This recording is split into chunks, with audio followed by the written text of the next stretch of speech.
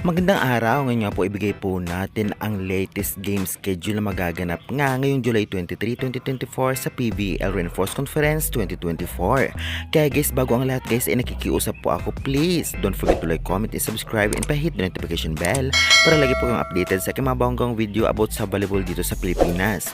Dahil karamihan sa aking mga manonood na hindi pa nagsasubscribe, subscribe na for more updates dahil nagbibigay ako ng team standing, game schedule, rankings at mga issue sa mga players sa volleyball sa ating bansa. Maraming salamat. Kaya naman syempre, wag na po nating patagalin pa. Ito na po ang game schedule. July 23, 2024. First game, 1 p.m. Sus Thunderbells versus Signal HD Spikers. Second game naman, magaganap ng labanan ng Chocomucho versus Akari Chargers. 3 p.m. ito. At last game naman, magaganap ang tapatan ng Capital One Sora Spikers versus Petrogas Angels. 5 p.m.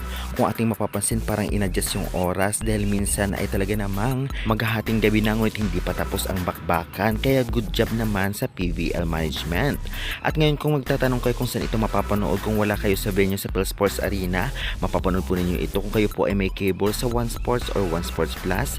Meron din po nito sa Google search. Search nyo lamang po ay pvl.ph live. Medyo konting late lamang po, 30 minutes, ngunit napakaganda at buo po yung video.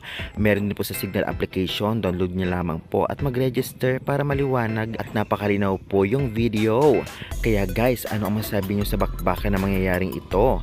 Alam naman natin na marami na naman manunood nito dahil nga sobrang ganda na magiging battle. Sa Pool B, ganoon pa man susubukan ng Sauce Coffee na mapataob nga ang Signal. Kitang-kitang maganda din ang performance ng Sauce Coffee kung kayo ay nanood sa unang laban nila. Kaya parang magandang magiging labanan nito, lalong-lalo pa magaling din ang Signal ngayon. Sa second game naman, tapatan ng Akari versus Chocomucho. Makabawi kaya ang Chocomucho sa kanilang pagkatalo kontra nga sa Signal? Aalamin natin yan dahil medyo malakas din ang Akari. Kaya good luck sa both teams. Ang last game naman ay magtatapatan Capital One Sora Spikers versus Petrogas. Alam naman natin medyo dehado dito ang Capital One kung tutuusin dahil napakalakas talaga ng Petrogas sa ngayon na parang dalawa talaga ang import sa lakas nito. Ito nga ay si Van Sical at si Salas. Hindi na makapaglaro ngayon si MJ Phillips ngunit malakas pa din ang lineup nila. Kaya good luck na lamang sa Capital One. Kaya guys, excited na ba kayo? Sa July 23, 2024 sa magiging bakbakan, sa tingin niyo ano-anong team ang mananalo? Kung baga naman ay i-comment nyo na yan at huwag kalimutan mag-like and subscribe for more updates.